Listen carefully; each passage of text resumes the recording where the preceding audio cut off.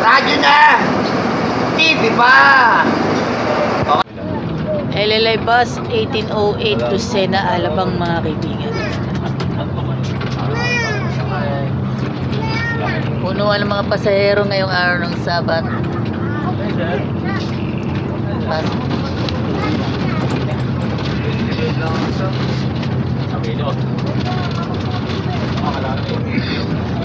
Nagbila ko ng ano dyan?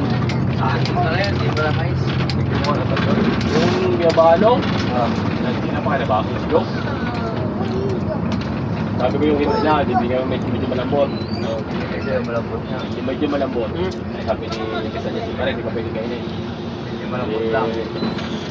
Ilang araw. Tatlong araw yung pagpakol, bulok. Ano yun? Yung ilog sa pilit. Talagis na yun. 40 pesos. At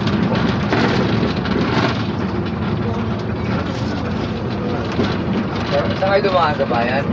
sa bayan. Hindi naman. Ano lang, gano'ng traffic yung... Kaya magpapasok doon galing dito sa Maynila.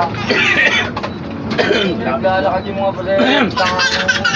Hindi naman masikip eh. Ayaw pagpasukan yung mga bus. Hindi na ito.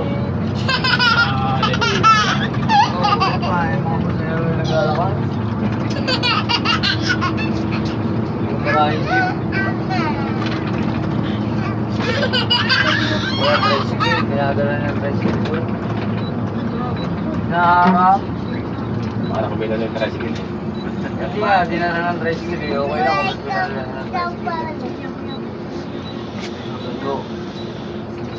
Eh wala nga silang pinagdala ng tricycle. Nag-agabang ng sundo yan. Ano mga masada? Wala. Yung mga masada doon, jackpot.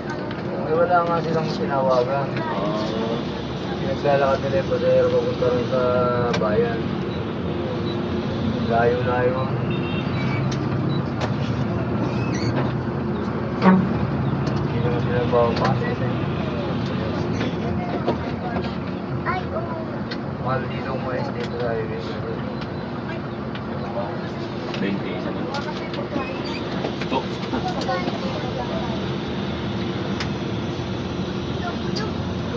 Ayan ako. Ayan. Dito.